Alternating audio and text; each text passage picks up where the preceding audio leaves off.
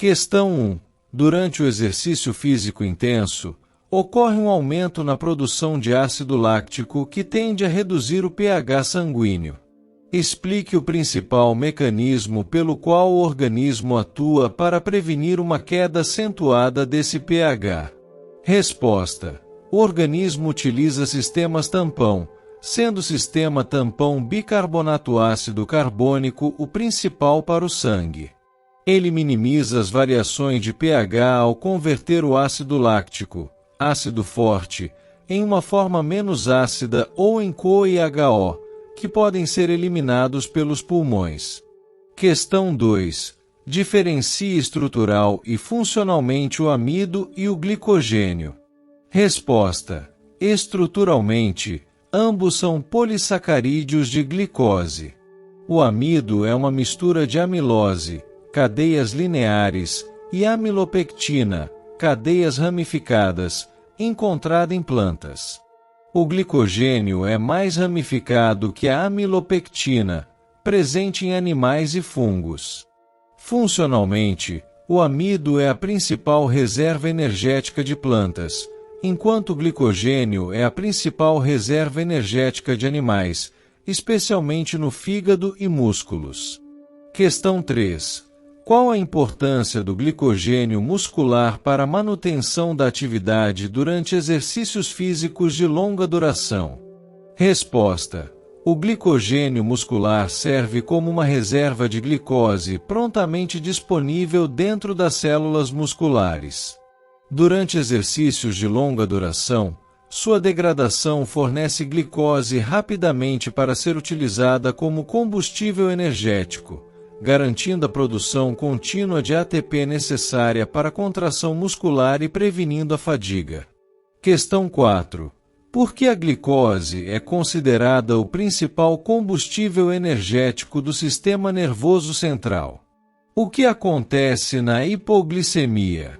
Resposta: a glicose é o principal combustível do sistema nervoso central, SNC, porque as células cerebrais dependem quase exclusivamente dela para obter energia. Ela pode atravessar a barreira hematoencefálica e ser rapidamente metabolizada. Em caso de hipoglicemia, déficit de glicose no sangue, o SNC sofre severamente, podendo levar a disfunções cognitivas, confusão, perda de consciência e, em casos graves, danos cerebrais. Questão 5. Explique a importância da alta ramificação do glicogênio para a rápida liberação de energia em exercícios intensos e de curta duração. Resposta: a alta ramificação do glicogênio cria múltiplas extremidades não redutoras nas quais as enzimas, como a glicogênio fosforilase, podem atuar simultaneamente para liberar moléculas de glicose. Isso permite uma degradação muito rápida do glicogênio, fornecendo uma explosão de glicose para a produção de ATP e, consequentemente, energia rápida e intensa necessária para atividades de curta duração, como uma corrida de 100 metros. Questão 6. Classifique celulose, glicogênio e quitina como açúcar estrutural ou de reserva, indicando seus organismos de ocorrência e funções principais. Resposta: celulose estrutural. Encontrada em plantas, forma parede celular e confere suporte estrutural. Glicogênio, de reserva. Encontrado em animais, fígado e músculos, e fungos, armazena energia. Quitina, estrutural. Encontrada em artrópodes, exoesqueletos e fungos, parede celular, confere proteção e suporte. Questão 7. Descreva o papel das enzimas digestivas na transformação do amido em glicose absorvível. Resposta: o amido é um polissacarídeo grande que não pode ser absorvido diretamente. Enzimas digestivas como a amilase salivar e pancreática iniciam a quebra do amido em dextrinas e, posteriormente, em disacarídeos como a maltose.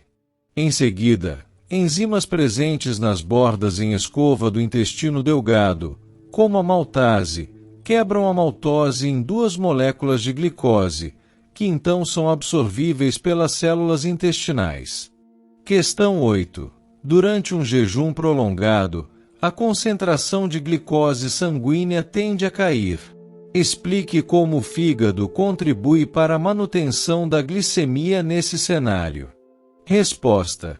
Durante o jejum prolongado, o fígado é crucial para manter a glicemia através de dois processos principais: a glicogenólise, quebra do glicogênio hepático em glicose e sua liberação na corrente sanguínea, e a gliconeogênese, síntese de glicose a partir de precursores não carboidratos, como aminoácidos e glicerol. O glicogênio hepático é a primeira reserva a ser utilizada, e quando essa se esgota, a gliconeogênese se torna o principal mecanismo. Questão 9. Explique como o organismo humano mantém a glicemia dentro de valores normais após uma refeição. Resposta. Após uma refeição rica em carboidratos, a glicose sanguínea aumenta. O pâncreas libera insulina, um hormônio que estimula a captação de glicose pelas células, especialmente musculares e adiposas, para uso energético ou armazenamento, como glicogênio no fígado e músculos ou conversão em gordura. A insulina também inibe a produção de glicose pelo fígado, promovendo o retorno da glicemia aos valores normais. Questão 10. Descreva o papel do fígado como regulador central da glicose sanguínea tanto após uma refeição quanto durante o jejum. Resposta. Após uma refeição, o fígado capta o excesso de glicose do sangue, convertendo em glicogênio, glicogênese ou triglicerídeos e reduzindo sua própria produção de glicose. Durante o jejum, o fígado libera glicose para o sangue através da quebra do glicogênio armazenado, glicogenólise, e da síntese de nova glicose a partir de precursores, gliconeogênese, garantindo suprimento contínuo de energia para o corpo, especialmente para o cérebro. Questão 11. Em um quadro de acidose metabólica, como o sistema tampão bicarbonato e os pulmões atuam conjuntamente para corrigir o pH sanguíneo? Resposta. Em acidose metabólica, o sistema tampão bicarbonato age primeiro, consumindo o excesso de íons H e formando ácido carbônico, HCO, que se dissocia em CO e HO. Os pulmões, por sua vez, detectam o aumento do CO e da acidez e respondem com o aumento da frequência e profundidade respiratórias, hiperventilação. Isso acelera a eliminação de CO do corpo, deslocando o equilíbrio da reação para a direita, menos HCO, menos H, e, consequentemente, elevando o pH sanguíneo de volta à normalidade. Questão 12. Qual a diferença fundamental entre catabolismo e anabolismo? Resposta. Catabolismo refere-se aos processos metabólicos que quebram moléculas complexas em moléculas mais simples, liberando energia. Exemplos incluem a digestão de alimentos e a respiração celular. Anabolismo refere-se aos processos metabólicos que constroem moléculas complexas a partir de moléculas mais simples, requerendo energia. Exemplos incluem a síntese de proteínas e o armazenamento de glicogênio. Questão 13. Explique o papel da cadeia transportadora de elétrons na fosforilação oxidativa. Resposta. A cadeia transportadora de elétrons, CTE, é fundamental na fosforilação oxidativa para a produção da maior parte do ATP celular. Ela é composta por uma série de complexos proteicos que recebem elétrons de moléculas como NAD e FAD. À medida que os elétrons passam pela cadeia, a energia liberada é usada para bombear prótons, H, para o espaço intermembranas da mitocôndria, criando um gradiente eletroquímico. Este gradiente impulsiona a enzima ATP sintase a produzir ATP através da quimiosmose. Questão 14. Justifique por que o ATP é considerado a moeda energética da célula. Resposta: o ATP, adenosina trifosfato, é a moeda energética da célula porque sua hidrólise libera uma quantidade considerável de energia que pode ser diretamente utilizada para diversas reações celulares que requerem energia, como contração muscular, transporte ativo de substâncias, síntese de macromoléculas e transmissão de impulsos nervosos. Ele é produzido e consumido constantemente, atuando como intermediário universal no fornecimento de energia para os processos vitais. Questão 15. Os monossacarídeos glicose, frutose e galactose são classificados como hexoses. Explique o que essa classificação significa. Resposta: a classificação como hexose significa que cada uma dessas moléculas de monossacarídeo possui 6 átomos de carbono em sua estrutura. Embora todos tenham a mesma fórmula molecular, CHO, suas disposições atômicas são diferentes, o que os torna isomeiros e confere a cada um propriedades químicas e biológicas distintas. Questão 16. Descreva o processo da glicólise no metabolismo energético. Resposta: a glicólise é um processo metabólico fundamental que ocorre no citoplasma da célula, onde uma molécula de glicose, com 6 carbonos, é degradada em 2 moléculas de ácido pirúvico, com 3 carbonos. Durante esse processo anaeróbico, há uma produção líquida de 2 moléculas de ATP e 2 moléculas de NAD, fornecendo energia inicial para a célula independentemente da presença de oxigênio. Questão 17. Onde está localizada a cadeia transportadora de elétrons nas células eucarióticas e qual a importância de sua localização? Resposta: a cadeia transportadora de elétrons está localizada na membrana interna da mitocôndria em células eucarióticas. Sua localização é crucial porque a compartimentalização criada pela membrana interna permite o estabelecimento do gradiente de prótons, H, essencial para a síntese de ATP através da ATP sintase, maximizando a eficiência da produção energética celular. Questão 18. Defina o pH de uma solução quimicamente. Resposta: o pH de uma solução é definido como logaritmo negativo da concentração de íons hidrogênio, H, na solução. Matematicamente, pH igual log H. Essa medida quantifica a acidez ou basicidade de uma solução, com valores menores indicando maior acidez, maior concentração de H, e valores maiores indicando maior basicidade, menor concentração de H. Questão 19. Qual a função principal de um tampão biológico no organismo? Resposta: a função principal de um tampão biológico é minimizar variações bruscas de pH em fluidos corporais frente à adição de ácidos ou bases. Ele age absorvendo íons H quando o pH tende a diminuir, acidificação, e liberando íons H quando o pH tende a aumentar, alcalinização, ajudando a manter o ambiente interno em uma faixa de pH estreita e compatível com a vida. Questão 20. No metabolismo energético, qual a relação entre a produção de CO e a regulação do pH sanguíneo? Resposta: no metabolismo energético, a produção de CO está diretamente relacionada à regulação do pH sanguíneo.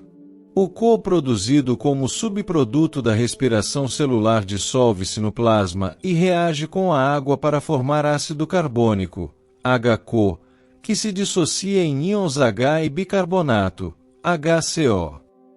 Esse ácido carbônico e o bicarbonato são componentes-chave do sistema tampão bicarbonato, o principal regulador do pH sanguíneo.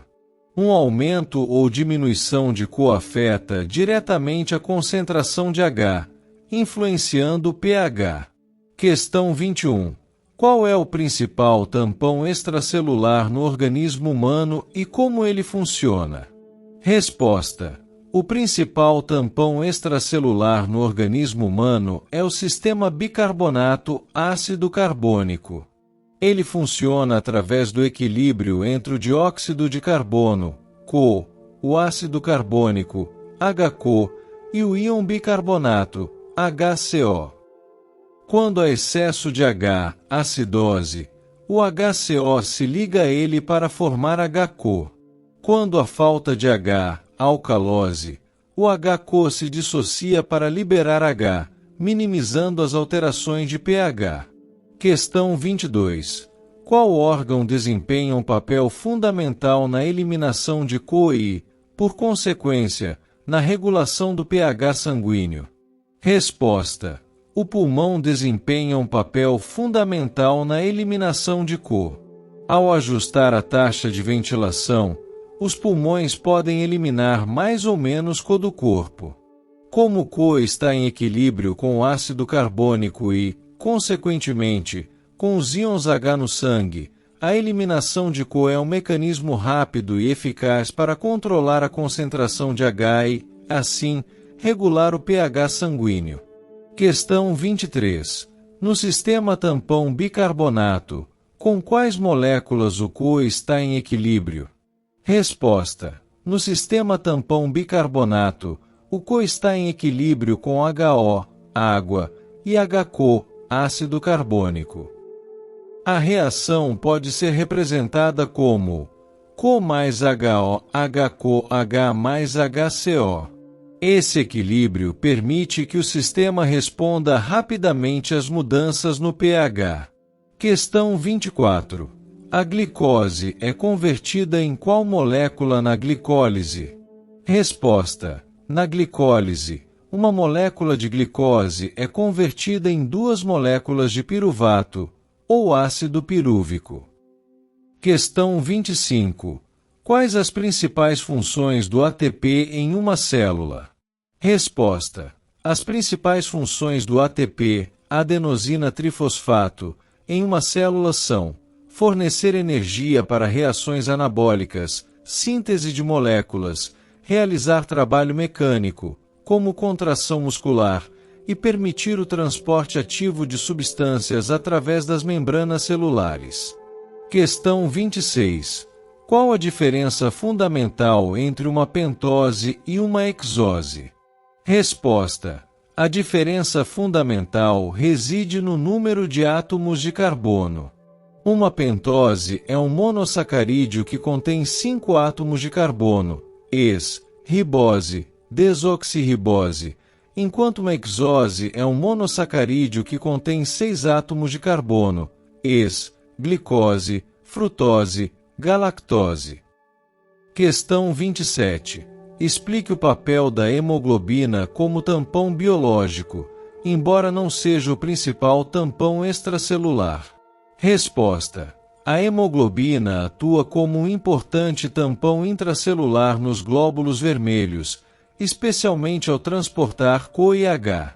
Ela pode se ligar reversivelmente a íons H, minimizando as mudanças de pH no interior das células sanguíneas e facilitando o transporte de CO dos tecidos para os pulmões na forma de bicarbonato, contribuindo indiretamente para a manutenção do pH sanguíneo geral. Questão 28. Qual a relação entre a bomba de sódio, potássio e a energia celular proveniente do ATP? Resposta: a bomba de sódio, potássio é um exemplo clássico de transporte ativo, que depende diretamente do ATP. Para cada ciclo de bombeamento, ela consome uma molécula de ATP para transportar 3 íons sódio para fora da célula e 2 íons potássio para dentro, mantendo os gradientes eletroquímicos essenciais para o potencial de membrana, transmissão nervosa e outras funções celulares.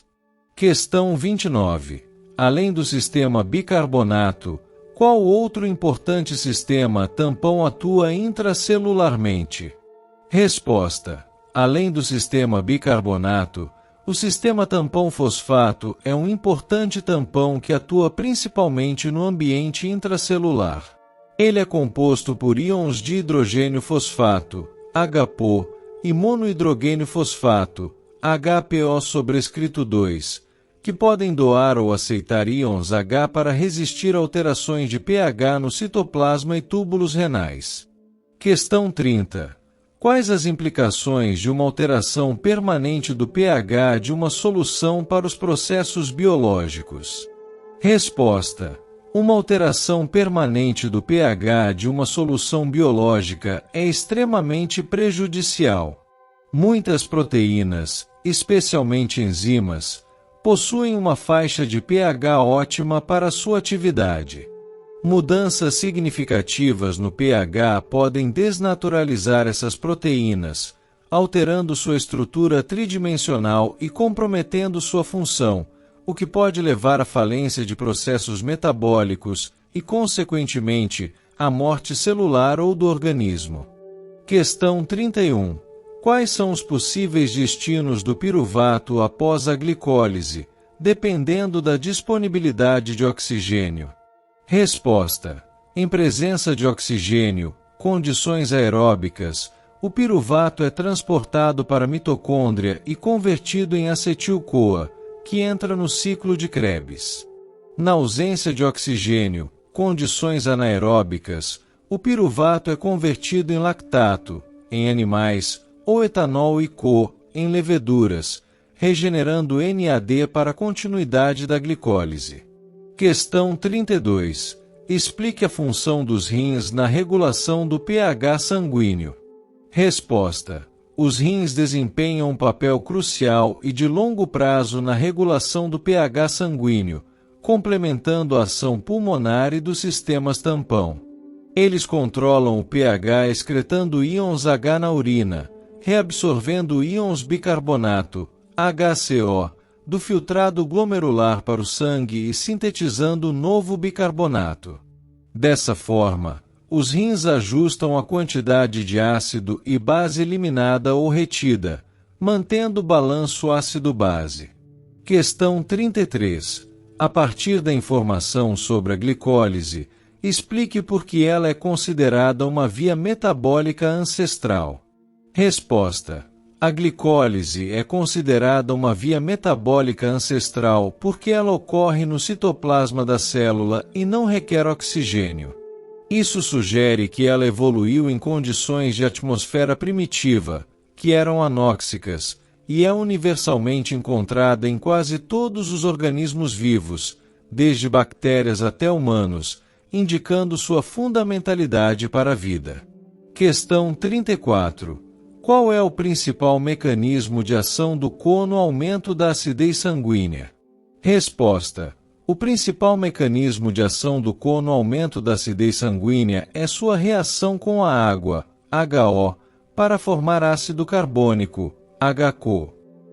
Este ácido carbônico é instável e se dissocia rapidamente em um íon hidrogênio, H, e um íon bicarbonato, HCO. O aumento na concentração de H é o que causa a diminuição do pH, ou seja, a acidificação do sangue. Questão 35. Relacione a frase "co-dissolvido no plasma não interfere no pH" com a afirmação "co-combina-se com HO formando HCO", que participa do sistema tampão bicarbonato.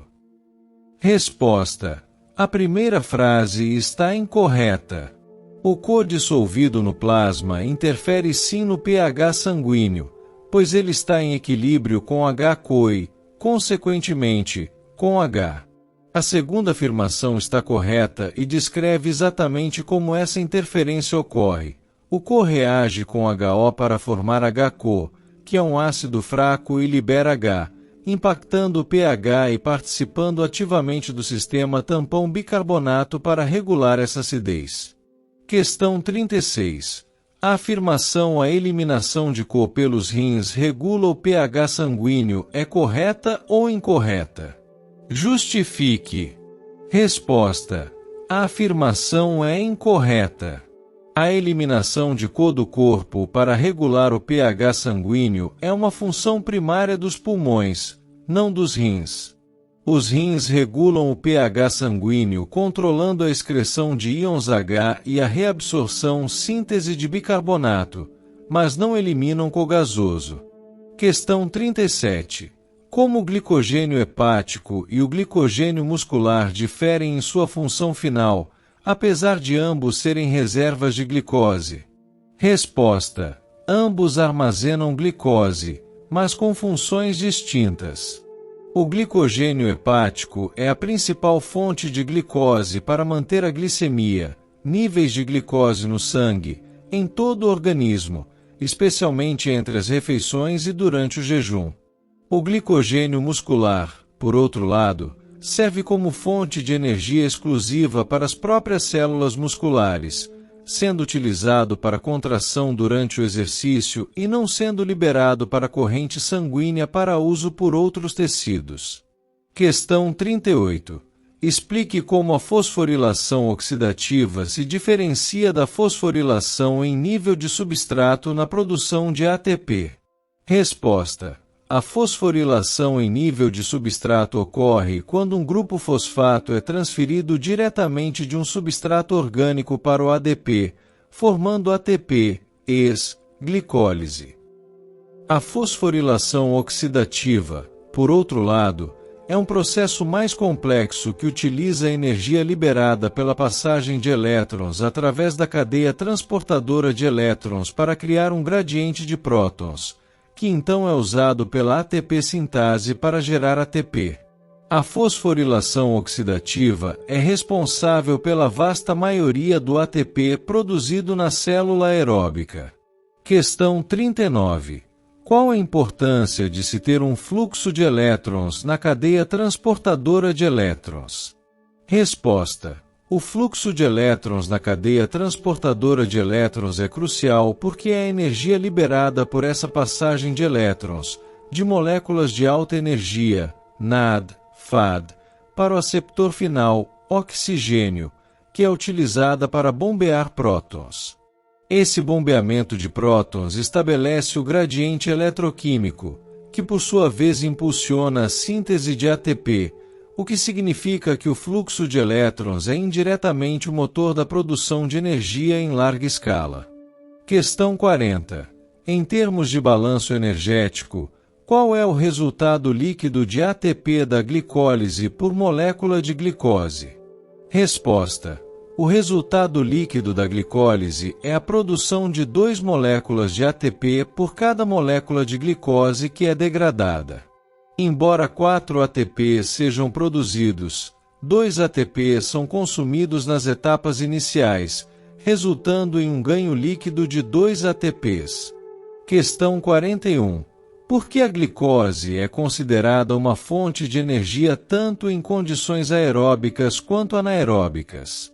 Resposta: a glicose é versátil porque a primeira etapa de sua degradação, a glicólise, não requer oxigênio e pode ocorrer em condições anaeróbicas para produzir ATP. Em presença de oxigênio, condições aeróbicas, o piruvato resultante da glicólise continua para o ciclo de Krebs e fosforilação oxidativa, gerando muito mais ATP. Essa adaptabilidade a torna uma fonte de energia primária em diversas situações metabólicas. Questão 42. Se o corpo tem um déficit de glicose, hipoglicemia, quais fontes alternativas de energia podem ser utilizadas e qual a limitação para o cérebro? Resposta: em caso de hipoglicemia, o corpo pode mobilizar ácidos graxos e aminoácidos para gerar energia. O fígado pode converter aminoácidos em glicose, gliconeogênese ou corpos cetônicos.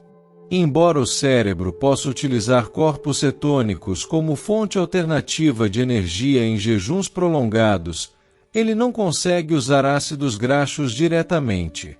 Portanto, um déficit severo de glicose ainda é muito crítico para o SNC, especialmente se as reservas de corpos cetônicos não forem suficientes.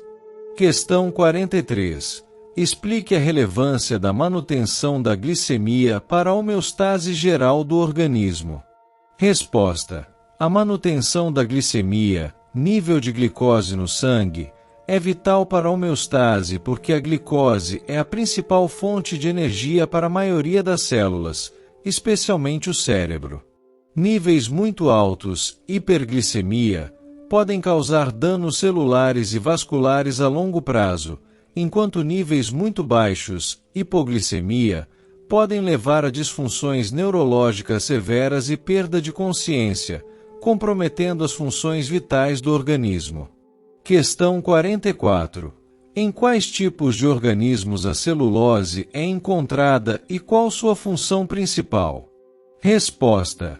A celulose é encontrada principalmente em plantas. Sua função principal é estrutural, formando a parede celular vegetal.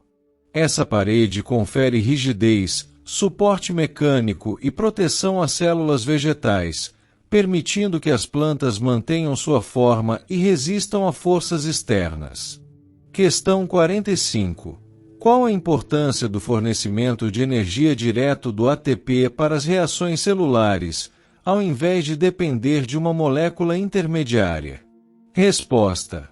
A importância do fornecimento direto de energia pelo ATP é a eficiência e a rapidez.